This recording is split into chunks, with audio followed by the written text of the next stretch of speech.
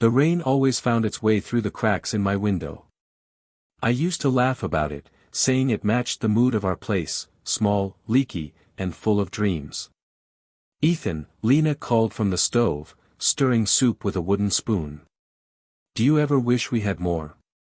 I looked up from my notebook. "More what?" "Money? Space? A car?" She smiled faintly. "All of it, maybe. Don't you ever get tired of pretending this is enough?" Her question stung, though she didn't mean it to. I forced a grin. "I'm with you, Lena. That's more than enough for me." She sighed, turned off the stove, and came closer. "You always say that like it's a magic spell. But love doesn't pay rent." "I know," I said quietly. "But it keeps us trying." She leaned her head on my shoulder. "You're too optimistic. I envy that about you." I laughed softly. "You say that now, but wait until my optimism buys us dinner." She smacked my arm playfully, and for a moment, the tension disappeared. We ate our soup on the couch, knees touching, the TV buzzing faintly in the background. I told her about my plans for a small repair shop. "Jake said he can get me a few clients if I help him fix that old engine." "Jake again," she muttered. "You trust him too much." "He's my best friend," I replied. "We started together at the garage. He's rough around the edges, but his heart's solid." "Still," she said, tapping her spoon, "don't let loyalty blind you. Not everyone means what they say." I wanted to tell her she was wrong, that some people truly stood by you, but I let it go. Later that evening, Jake dropped by. His clothes were greasy, his smile tired but genuine. "You two still playing house?" he teased. "Still trying," I said. He flopped onto the couch. "You should come back to the workshop. There's talk of a new investor." Lena's eyes lit up. "Investor?" Jake nodded. "Yeah, some rich guy named Ryan. Wants to partner up." Her interest didn't escape me. I watched her tuck a strand of hair behind her ear, pretending not to care. "What kind of guy is he?" she asked. Jake shrugged. "Flashy. Wears suits to oil-stained places. Probably just showing off." Lena chuckled softly. "Some people just like the finer things, I guess." I changed the subject, sensing where this was heading. "So, Jake, about that client list, can we meet them next week?" He leaned forward. "Sure. But you gotta promise me something, man. Don't let Lena push you into chasing what you can't afford yet." "Jake!" Lena snapped. "What's that supposed to mean?" He raised his hands defensively. "No offense. I'm just saying Ethan's got a big heart but no safety net." I stepped in before it turned ugly. All right. No fighting. We're all just trying to make things work." Jake stood. "Yeah. Just looking out for you, bro. Call me tomorrow." When he left, Lena was silent. "You think he's right?" I asked. Her eyes flickered toward the door. "I think he doesn't understand what it's like to want more." I reached for her hand. "And I think you've forgotten how to appreciate what we already have." She pulled away. "You always make it sound so simple." "Because it is," I said. "You and me, that's all I need." Her phone buzzed. She glanced at it quickly, then smiled faintly before locking the screen. "Who's that?" I asked, half joking. "No one. Just a message from work." "Work doesn't usually make you smile like that." She hesitated. "You're imagining things." I wanted to believe her. I really did. That night, as we lay side by side, I stared at the ceiling. Her breathing was steady, peaceful. Mine wasn't. My thoughts twisted between fear and hope. Maybe Jake was right. Maybe love wasn't enough. But I couldn't stop believing it was. Before drifting off, I whispered, "We'll make it, Lena. I promise." She didn't answer. But the glow of her phone screen, lighting up again in the dark, said everything I didn't want to hear. I noticed it first in her voice. The warmth was gone. Every call ended quicker than the one before. "Hey, you okay?" I asked one night. "You sound distracted." "I'm just tired, Ethan," she replied. "Work's been crazy lately." "You've been saying that for 2 weeks." "I told you, I'm busy. Don't make this about us." I swallowed my frustration. "I'm not. I just miss you." She sighed. "You always say that." The line went dead. For days, I kept calling. Sometimes she didn't answer. Sometimes she sent short replies, "Can't talk now." Later. Sorry. Later never came. Jake noticed before I said a word. "Something's off," he said, handing me a wrench at the garage. "She's slipping away, man." "She wouldn't do that," I muttered. "Not Lena." Jake shook his head. "I've seen it before. When someone starts looking for better, they stop looking at you." I wanted to hit him for saying it, but I knew he was right. By Friday, I couldn't take it anymore. I decided to go to her office. She wasn't there. Her coworker said she'd left early. That's when I saw her through the restaurant window across the street. Lena. Laughing. Her hand brushing against his. He was dressed in a tailored suit, his smile easy, confident. The kind of man who never had to chase anyone. I stood outside like a fool, watching. She leaned closer, her eyes shining in a way they hadn't for me in months. Jake's words echoed in my mind. When someone starts looking for better, they stop looking at you. I walked inside before my courage disappeared. "Lena," I said. Her fork froze midair. Her smile vanished. "Ethan." The man turned, raising an eyebrow. "You know this guy?" She hesitated. "He's a friend." Friend. That word hit harder than any punch. I forced a smile. "A friend, huh? That's new." "Ethan, please." "Who's this?" the man interrupted. "Do I need to call security?" "I'm not here to cause trouble," I said. "Just wanted to meet the man who stole my everything." "Ethan, stop," she whispered. "You're embarrassing yourself." "No," I said, my voice trembling. "I'm reminding you who you were before he showed up." She pushed her plate away. "I was someone who believed love could fill an empty stomach. Turns out it can't." I stared at her, speechless. "So, it's about money?" "It's about stability," she snapped. "About not living paycheck to paycheck, wondering if the lights will stay on." "You're kind, Ethan, but kindness doesn't build a future."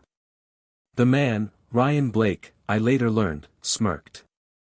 Seems like she made the practical choice.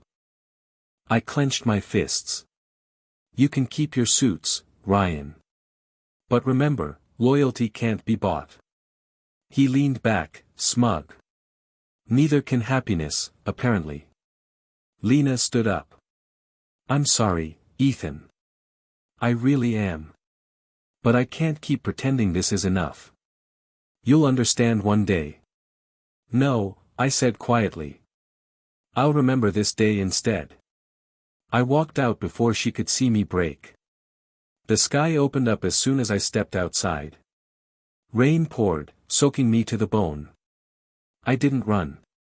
I just stood there, staring at the blurred lights, the echo of her voice replaying in my head. When I got home, Mrs. Hale, my landlady, was waiting by the door. "Ethan, dear, you're drenched." "I'm fine," I muttered, brushing past her. She followed me. "You look pale. Did something happen?" I tried to smile. "Just life reminding me where I stand." She frowned. That girl again? I didn't answer. She sighed. You're a good man, Ethan.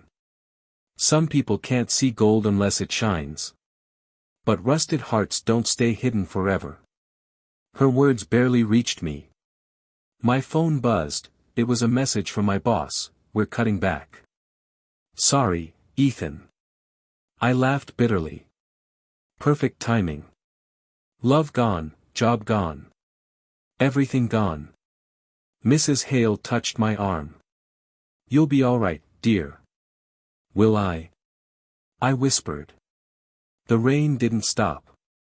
I went outside again, standing under the flickering streetlight, letting the storm wash over me. Down the road, a black car passed, Ryan's. Lena sat in the passenger seat, dry and calm, not once looking back. I whispered into the night, one day, you'll see what you left behind. The words tasted like ashes. And as the headlights faded, so did the last bit of the man I used to be. The park bench was colder than I remembered. My jacket barely kept out the wind, and the only thing heavier than the rain was my silence. Got any change? A stranger asked. I shook my head. Not even enough for myself. He nodded and walked away. I watched him go, thinking how pathetic it was that I'd become that man, the one people crossed the street to avoid. For 3 days straight, I searched for work. Nothing. No one wanted a mechanic with no address and no clean shirt. At night, I'd talk to myself just to feel human again. She's gone, I'd whisper. Get over it. But the voice inside me always replied, she left because you weren't enough. One evening, I sat behind a gas station, eating leftover bread from the trash. That's when an old voice startled me. You planning to starve or just rehearsing for it? I turned around. An older man stood there, wiping his hands on a greasy rag. His hair was silver, his eyes sharp. Sorry, I muttered. Didn't mean to trespass. He looked me over. You look like a man who's had enough of everything. Pretty close, I said. He smirked. I'm Carter. Got a garage down the road. You any good with cars? I used to be, I said. Not sure anymore. Used to be, doesn't fix engines, he replied. You want work or not? I blinked. You'd hire me like this? He shrugged. You've got 2 hands, don't you? I don't hire pity, I hire effort. Something inside me flickered, something I thought I'd lost. I can work, I said. Good, he grunted. Be here tomorrow at 6. Don't be late.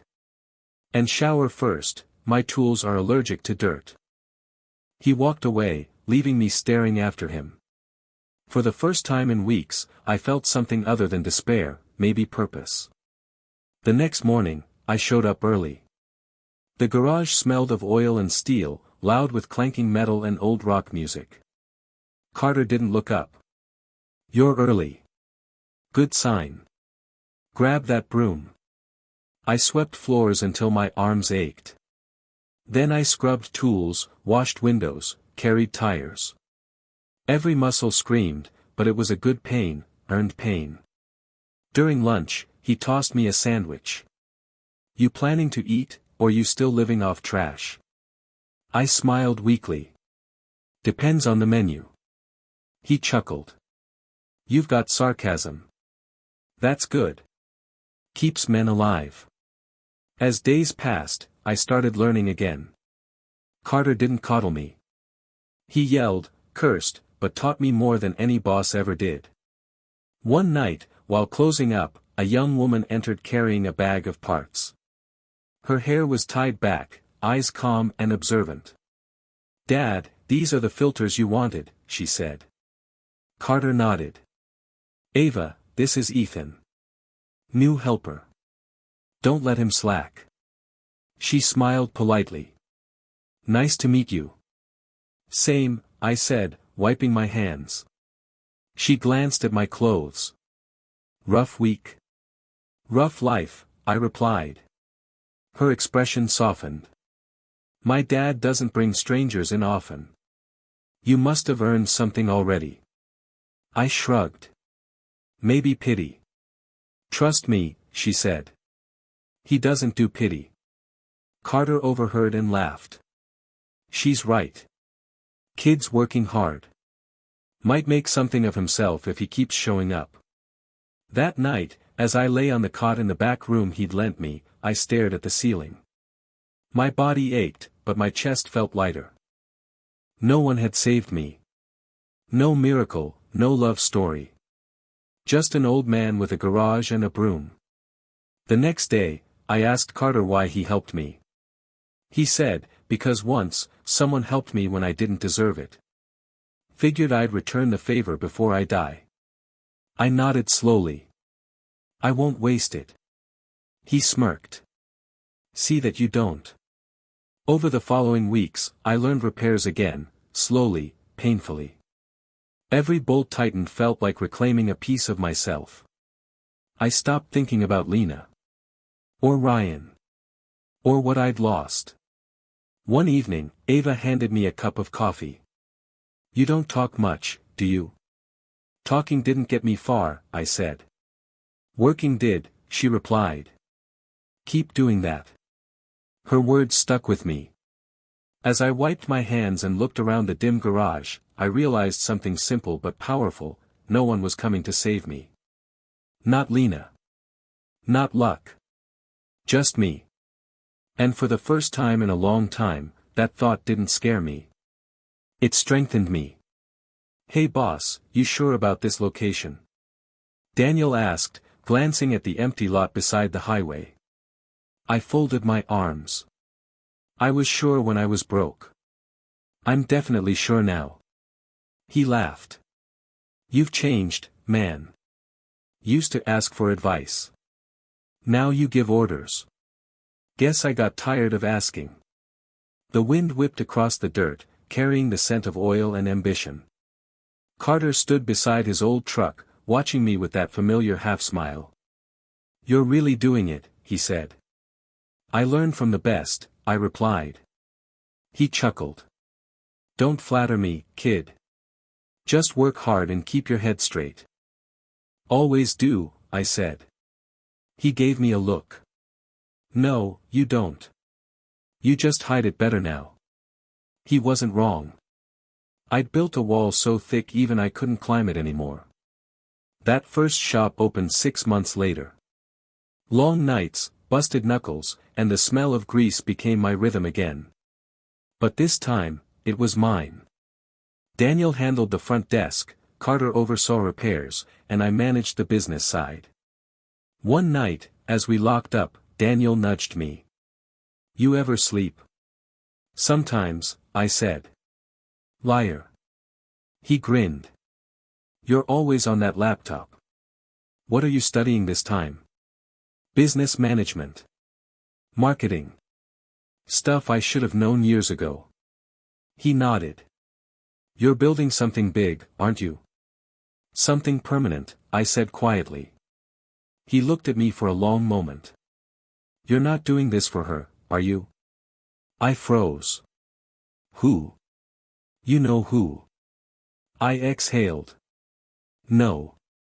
I'm doing it because I'll never let anyone make me feel small again. He nodded slowly. Good answer. Years passed like the sound of engines, steady, constant, loud. We expanded to 3 shops, then 5. Carter retired, but he visited often, shaking his head every time. Didn't think I was training a businessman, he said one evening. I smirked. You didn't. You trained a survivor. He laughed. There's a fine line between survival and obsession, son. Don't cross it. I didn't answer. Maybe because I already had. Ava joined me later, sharp mind, calm voice, eyes that missed nothing. She ran the numbers better than I ever could. You should let me handle client contracts, she said one afternoon. Think I can't read a deal? I think you can't rest, she replied. She was right. I hadn't stopped since the day I'd decided to rebuild. We started spending long nights in the office, buried in paperwork and coffee. She'd catch me staring at nothing sometimes. Thinking about the past again, she asked once. Just the mistakes. You're not that man anymore. Maybe not, I said, but he built this. She smiled softly. Then don't hate him. I didn't know how to explain that I didn't hate him, I just didn't recognize him anymore. One night, after closing another deal, I leaned back in my chair and stared at the city lights outside. Success had a strange sound, quiet, heavy, almost lonely. Daniel walked in. Big man in the big chair, he said, dropping a folder on my desk. Don't start. I'm serious. You've got 6 shops now. You could relax a little. Relaxation's overrated. Yeah, but so is emptiness. I looked up sharply. You calling me empty? He sighed. I'm calling you different. Used to laugh, crack jokes, dream out loud. Now you just work. Work keeps me focused. On what? He asked. I didn't answer. Later that night, I went home, a penthouse overlooking the same city where I'd once slept on benches.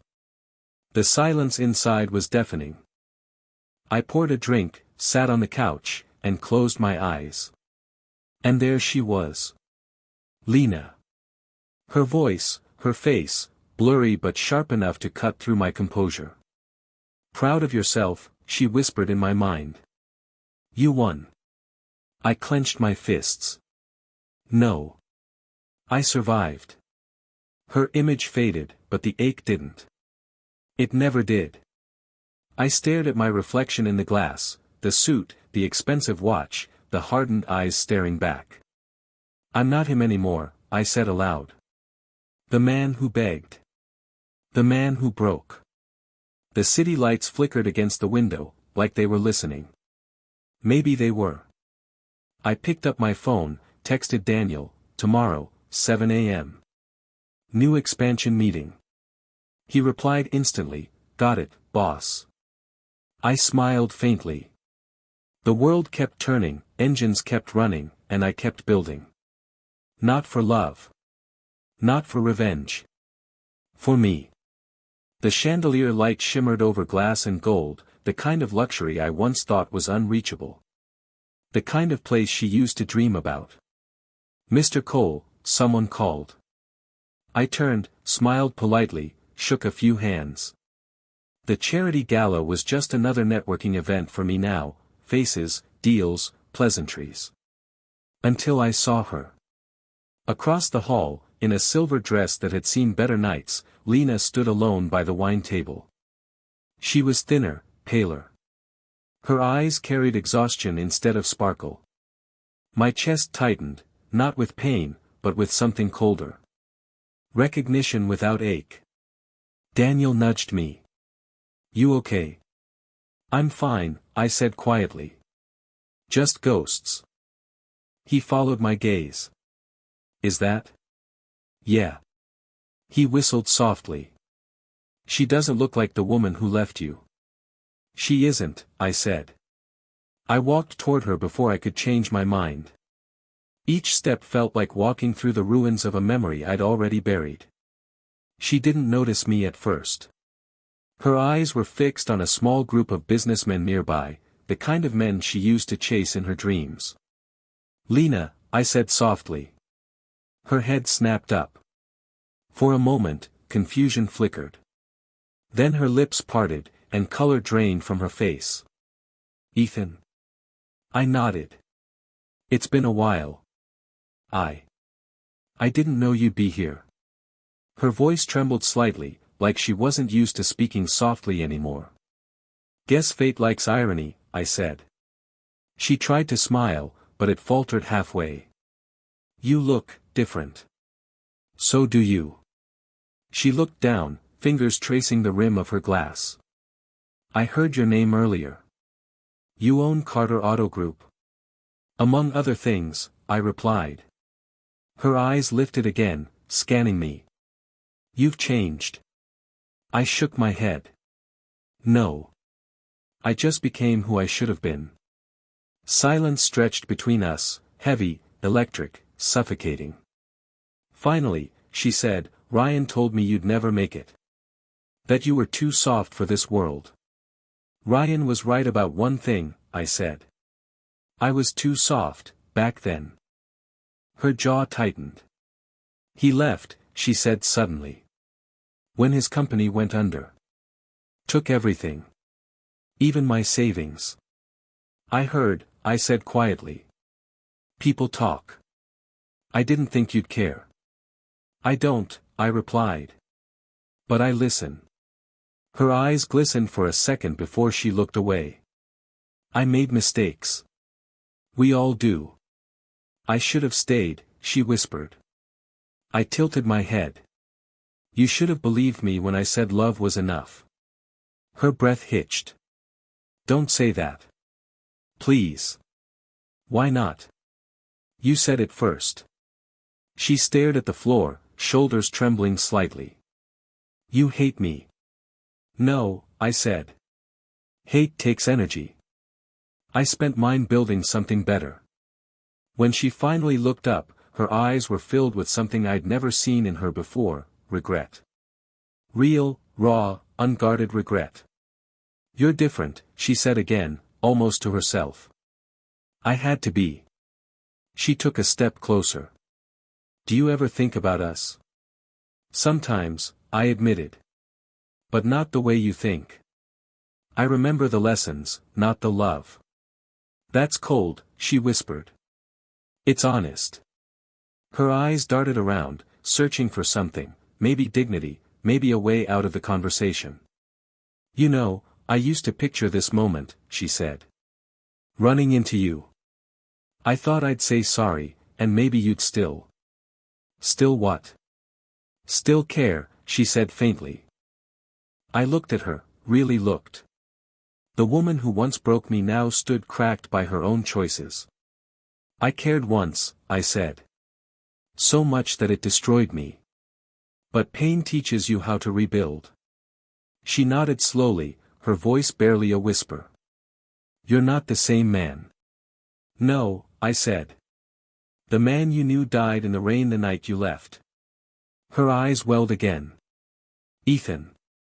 I turned slightly, nodding toward the stage. They're about to announce the auction results. I should go. Wait, she said, reaching out. Her fingers brushed my sleeve, soft, hesitant, desperate. Do you ever forgive me? I looked at her hand, then at her face. Forgiveness isn't something I owe. It's something you earn, from yourself. She dropped her hand, silent. I walked away, feeling nothing but calm. Behind me, I heard a faint sound, a quiet sob swallowed by the crowd's applause. Daniel caught my eye near the exit. Everything all right? Yeah, I said, adjusting my cufflinks. Just closed an old chapter. He smiled faintly. Feels good. I exhaled. Feels necessary. Outside, the night air was cool. The city lights shimmered like they were winking at me, maybe mocking, maybe congratulating. Either way, I walked toward my car knowing one thing for certain. The past no longer had power over me. The first time she showed up at my office, I thought it was a hallucination. Mr. Cole, my secretary said, peeking through the door. There's a woman here, says she knows you. I looked up from the report in my hand. Name? She hesitated. Lena. My pen froze midair. I felt a dull throb in my chest, not pain, just memory. Send her in. When she walked in, she looked smaller than I remembered. Her one sleek hair was tied back loosely, her eyes carried sleepless nights. Ethan, she said softly. I leaned back in my chair. Lena. You look different, she said, glancing around the office. Bigger than I imagined. Success does that, I replied. It changes everything, space, people, priorities. She tried to smile, but her lips trembled. I didn't come here for. Yes, you did, I interrupted. You came because you need something. Her eyes widened. That's not fair. It's honest. She sighed. Ryan's gone. I'm drowning in debt. I thought maybe. You thought maybe I'd help you? I said, my voice sharper than I intended. After everything? She stepped closer. I didn't come for money. I came to talk. Talk. I laughed bitterly. You stopped talking when you found someone richer. Her eyes filled. I was stupid, Ethan. I thought comfort meant happiness. I was wrong. You weren't wrong, I said coldly. You just picked the easier road. She flinched. I deserve that. You deserve worse, I said before I could stop myself. The silence that followed was thick, the kind that presses on your lungs. I've been trying to fix things, she said quietly. But every door is closed. You're the only person who ever truly cared about me. I did, I said. And you burned that. She reached across the desk, her fingers trembling. Can't we just start over? I stared at her hand. For a brief second, a part of me wanted to grab it, the part that still remembered her laugh, her touch, her voice whispering dreams into my neck. But another part, the one built from nights of hunger and loneliness, screamed no. Start over. I said slowly. You want me to forget the nights I slept on benches while you dined with him? Tears slid down her cheeks. I made a mistake, Ethan. I stood, my chair scraping the floor. You didn't make a mistake, Lena. You made a choice. She looked up at me, voice cracking. And I regret it every day. I walked to the window, watching the city below, the lights, the noise, the rhythm that had replaced my silence. You know what regret taught me? I said. That people only feel it when the consequences arrive. She was crying openly now. I know I don't deserve forgiveness, but. Then why ask for it? I turned, meeting her eyes. What do you think this is? A second chance? Redemption? I just wanted you to see me, she whispered. Not the woman who left, but the one who's broken now.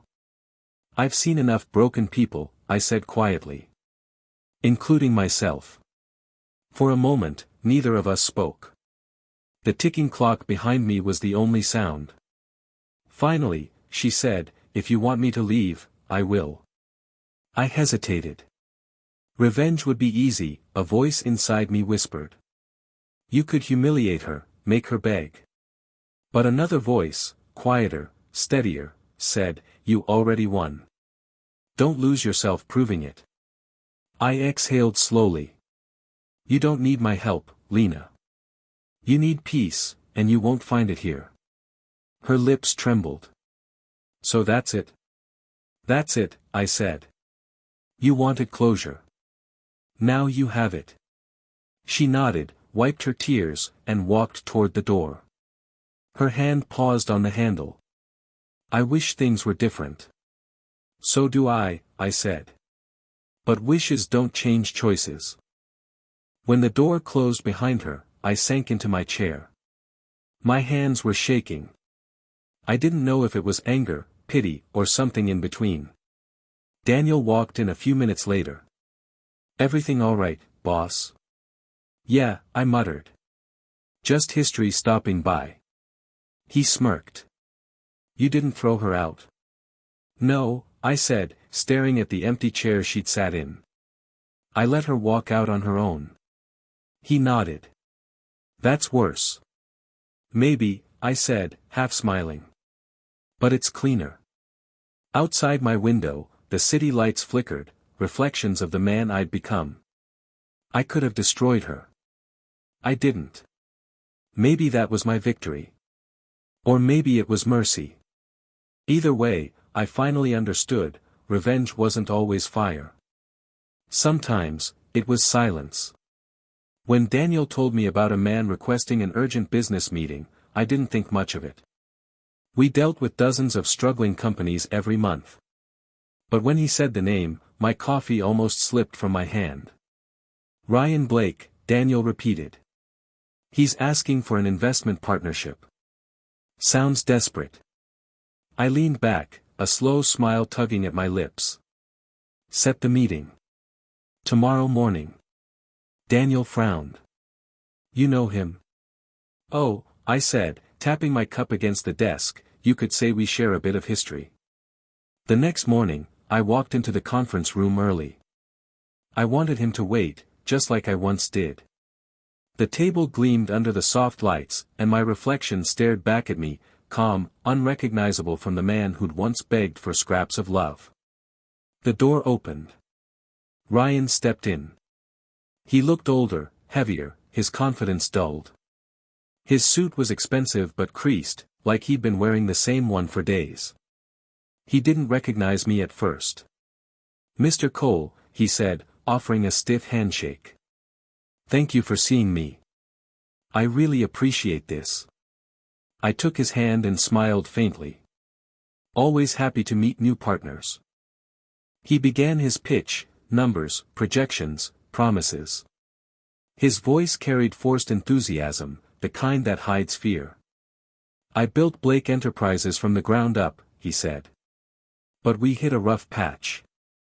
With the right backing, I can rebuild. You'd get a solid return within 6 months.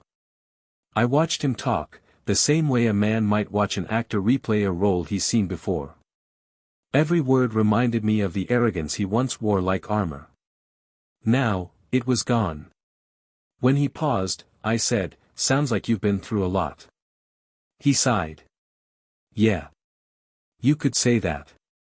Investors vanished, clients backed out. Bad luck. Bad choices, I corrected softly. He blinked. Sorry. I smiled. Nothing. Go on. He continued, desperation seeping into his tone. If you could just give me a chance, Mr. Cole, I promise you won't regret it. His voice cracked slightly on the word chance. For a moment, I said nothing. Then, quietly, tell me, Ryan, do you remember everyone you've stepped on to get where you were? He laughed awkwardly. I've made enemies, sure. But that's business. Business, I repeated, leaning forward. Right. He shifted uncomfortably. You sound like you've been there. Oh, I have, I said. I used to believe people like you couldn't fall. He frowned. What's that supposed to mean? I slid a folder across the table, my company profile. Carter Auto Group, Cole Industries, subsidiaries he'd once tried to outbid years ago. He picked it up, flipping through the pages. I watched the realization hit him slowly, like a storm forming behind his eyes. His hand started to shake. Wait, his voice dropped. Carter Auto. Ethan Cole. I didn't say a word. He looked up, his face pale. Ethan.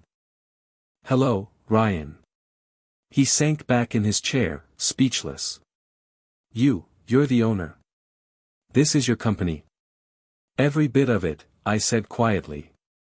Small world, isn't it? His mouth opened, but no words came. I remember you, I continued. The man who told me I wasn't enough. Who took what I loved and laughed while I lost everything. He stammered. Ethan, it wasn't personal. I tilted my head. It always is when it's your life burning. He swallowed hard. Look, I made mistakes. I was stupid, arrogant. But please, I need this deal. My company's dying. I studied him, the same man who once looked down on me now begging for survival. There was no satisfaction in it, only clarity. Do you know what's funny, Ryan? I asked. You taught me the value of power. And now, I finally understand how it feels to have it. His voice cracked. So, what now? You'll destroy me? I leaned back. No. I won't lift a finger. You'll destroy yourself. I'll just watch. He dropped his gaze, defeated. I don't even deserve your mercy. Mercy isn't free, I said. You taught me that too. He stood shakily. Then I guess this is it. Ryan, I said before he reached the door. You once said I'd never make it. Remember? He turned, eyes hollow. Yeah. I smiled. You were wrong. He nodded weakly and walked out, shoulders slumped. When the door closed, Daniel entered. How'd it go? As expected, I said. He recognize you? Oh, he did, I replied. Eventually. Daniel smirked. You're not going to help him? No, I said softly. He doesn't need my help. He needs his own karma. I turned back to the city outside my window, watching the sunlight hit the glass towers, the same city that once swallowed me whole. Now, it bowed quietly at my feet. When I saw her name at the front desk, my first instinct was to say I wasn't available. But something in me hesitated. Maybe it was curiosity. Maybe it was the final thread I needed to cut. Send her in, I said. Lena walked in slowly, almost cautiously, as if the air itself might judge her. Gone was the elegance, the effortless confidence she used to wear like perfume. Her clothes were plain, her eyes swollen, her smile forced. Ethan, she whispered. Thank you for seeing me. I gestured toward the chair. Sit. She sat, clutching her handbag like a lifeline. For a moment, neither of us spoke. I just watched her, this ghost of a woman who once made my world spin. Finally, she exhaled. I don't know where to start. Try the truth, I said. Her lips trembled. Ryan's gone. He left when the money dried up. The house, the cars, everything's gone. I have nothing. I said nothing. The silence did the talking for me. She looked at me with tearful eyes. I came here because I don't know where else to go. I don't want pity, Ethan. She swallowed hard, I just want forgiveness. For what, exactly? I asked, my tone sharper than I intended. For breaking you, she said quietly. For walking away when you needed me most. For choosing comfort over love. I was stupid. I leaned back, folding my arms. You weren't stupid, Lena. You were deliberate. She flinched, her gaze dropping to the floor. You're right. I knew what I was doing.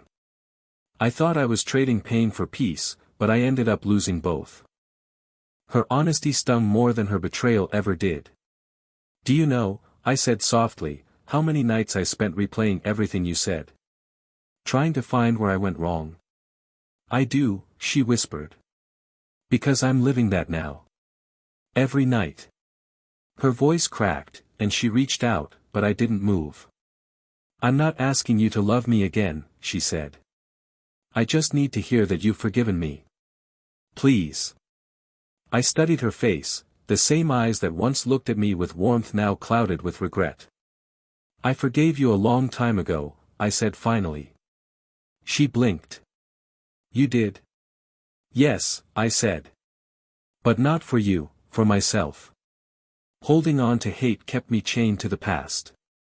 I needed to let go so I could breathe again. Her tears fell silently. You really did move on. I had to, I said. You taught me what losing everything feels like. And because of that, I learned how to rebuild. She nodded slowly, wiping her cheeks. I envy that strength. It wasn't strength, I admitted. It was survival. We sat there for a long moment, surrounded by everything unsaid. The woman who once shattered me was now a reflection of my old self, broken, searching for something that no longer existed. She tried to smile. I don't deserve kindness, but I'll still say thank you. For seeing me. For not hating me. I don't hate you, I said quietly. I just don't feel anything anymore. Her lips quivered. That's worse, isn't it? Maybe, I said. But it's peaceful. I reached into my drawer and pulled out an envelope. I slid it across the table. She looked at it, confused. What's this? Enough to help you start over. Not a gift. Not charity. Just, closure. She hesitated. I can't take this. Yes, you can, I said firmly. Because this isn't about you. It's about me ending this chapter. Her tears came harder this time. You're really walking away, aren't you? I already did, I said, standing up. You're just seeing it now. She rose slowly, clutching the envelope like it was the last piece of me she'd ever hold. I'm sorry, Ethan, she whispered. I know, I said. That's why this hurts less than it used to. She looked at me one last time, her voice breaking. Goodbye. Goodbye, Lena. As she left, the door closed softly behind her, no drama, no final explosion, just quiet. For years, I dreamed of this moment, of the chance to make her feel what I felt. But standing there, I realized revenge was never what I needed. Forgiveness wasn't mercy. It was freedom. I looked out the window, the city lights flickering against the glass, and for the first time in years, I felt light. Not because she was gone, but because I finally was. The park looked smaller than I remembered. Maybe I'd grown, or maybe the pain that once filled this place had finally shrunk.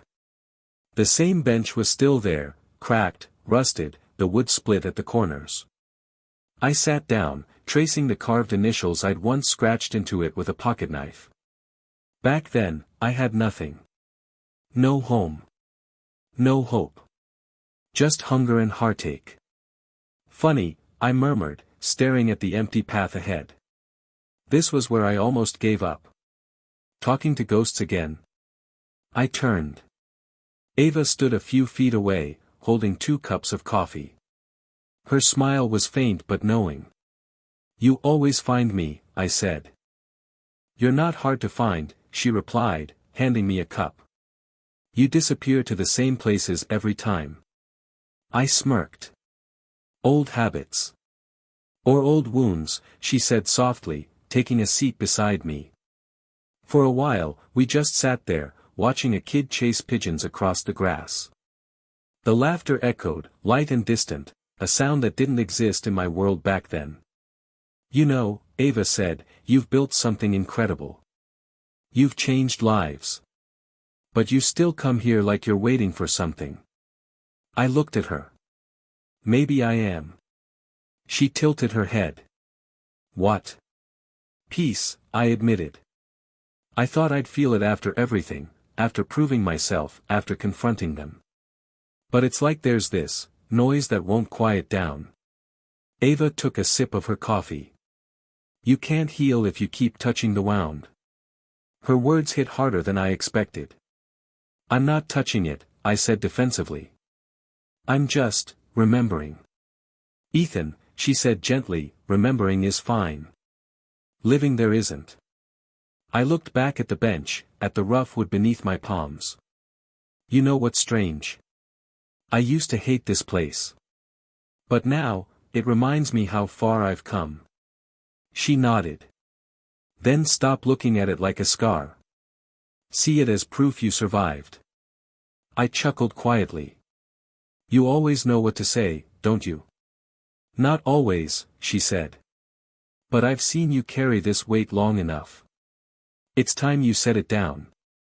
I stared at her, the way her eyes didn't pity me, the way her voice carried strength instead of sympathy. You really think I can?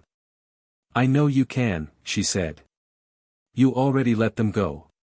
Now you just need to let you go, the version of you that suffered. Her words lingered in the cold morning air. I leaned back and exhaled. When I was sleeping on this bench, I used to imagine what success would feel like. Money, power, freedom. I thought that would fix me. And it didn't, I said. It just gave me a better view of the emptiness. Ava smiled faintly. Then maybe it's time to fill it with something else. Like what? Purpose, she said simply. You always said no one helped you when you fell. Maybe it's your turn to be that person for someone else. Her words stirred something in me, something that felt dangerously close to hope. Start a foundation, she continued. For people who've hit rock bottom. Teach them the way you rebuilt your life. That's real revenge, turning your pain into purpose. I laughed softly. You make it sound easy. It's not supposed to be easy, she said. It's supposed to be right. I looked at her for a long moment, then back at the park. The wind carried the faint smell of rain, and for the first time, it didn't sting. You know, I said, for years I thought I was running from the past. Turns out I was dragging it behind me. Then leave it here, she said. I nodded slowly. Maybe I will. We sat in silence again, but this time it wasn't heavy. The park no longer felt like a graveyard of my failures. It felt like the birthplace of something new. I stood up and took one last look at the bench. Goodbye, I whispered, not to Lena, not to Ryan, but to the man who once slept there. Ava rose beside me. Feel lighter? I smiled. Yeah. For the first time, I do. As we walked away, the laughter of the child echoed again behind us. It sounded like life, unbroken, unburdened. And somewhere between the rusted bench and the open sky, I realized peace wasn't something to chase. It was something you chose to make. The world knew me as Ethan Cole, entrepreneur, investor, philanthropist. The man who built an empire from grease and grit. But when I looked in the mirror, I still saw the kid who once slept on a park bench, waiting for the rain to stop. Mr. Cole, the event starts in 30 minutes, Daniel reminded me from the doorway. Let them start without me, I said, fastening my cufflinks. There's somewhere I need to be first. He hesitated. You sure you don't want me to come along? I shook my head. This one's personal. The drive was quiet. My reflection in the car window blurred with the city lights, the same city that once ignored me. When we stopped at the small cemetery on the outskirts, I stepped out alone. The wind was soft, carrying the faint scent of rain and soil. I walked past rows of names until I found hers. Lena Grace Whitmore. For a moment, I just stood there, staring at the stone. The letters were fading, but her name still carried weight in my chest. Hey, Lena, I said quietly. It's been a while. The silence that followed felt familiar, the kind that once lived between us at the end. You probably wouldn't recognize me now, I continued. I've changed. A lot. I laughed under my breath. You used to say I'd never make it. Guess you were half right, I didn't make it your way. I crouched down and brushed a few fallen leaves off the grave. I heard you didn't have much in the end. Ryan left, the debts piled up. I don't know if you were sorry, or if you just got tired. My voice cracked slightly. I wanted to hate you for a long time, Lena. God knows I tried. But the truth is, if you hadn't broken me, I'd still be that naive fool chasing love instead of purpose. The sky above me was gray, the kind that promises rain but never delivers. I pulled a single white rose from my coat pocket and laid it on the headstone. Thank you, I whispered. Not for what you did, but for what it taught me. For a while, I just stayed there, letting the quiet fill the space between us, a silence that no longer hurt. Behind me, footsteps approached. Ava's voice broke the stillness. I figured I'd find you here. I turned, smiling faintly. You know me too well. She stepped closer, holding an umbrella. You didn't have to come alone. I needed to, I said. This was unfinished. Her eyes softened. And now? Now it's done. We stood there together as the first drops of rain finally began to fall. She really changed you, Ava said. Yeah, I murmured. But not the way she thought she would. Ava smiled. You rebuilt yourself from ashes, Ethan. That's rare. I exhaled slowly. It wasn't about proving her wrong anymore. It was about proving I could live right. She nodded. So what happens now? I keep building, I said. Not just businesses, lives. The foundation's helping hundreds already. People who just need a second chance, like I once did. Ava placed a hand on my arm. You turned pain into purpose. That's something even success can't buy. I looked down at the grave one last time. Rest easy, Lena. We're both free now. Then I turned and walked toward the car, the rain washing over my face. Each drop felt lighter, almost cleansing. As we reached the gate, Ava asked, Do you ever wish things had gone differently? I smiled faintly. No. If they had, I wouldn't have learned how strong I could be. We drove back toward the city as the clouds began to break. The first rays of sunlight spilled through, painting the skyline in gold. I rolled down the window, letting the wind hit my face. Funny, I said quietly. For years, I thought the rain defined me. Turns out, it was the sunrise I was waiting for. Ava glanced at me. You look at peace. I am, I said, watching the horizon. I finally am. The road stretched ahead, glowing beneath the morning light, not a reminder of where I'd been, but of where I was going. And for the first time in my life, I didn't look back.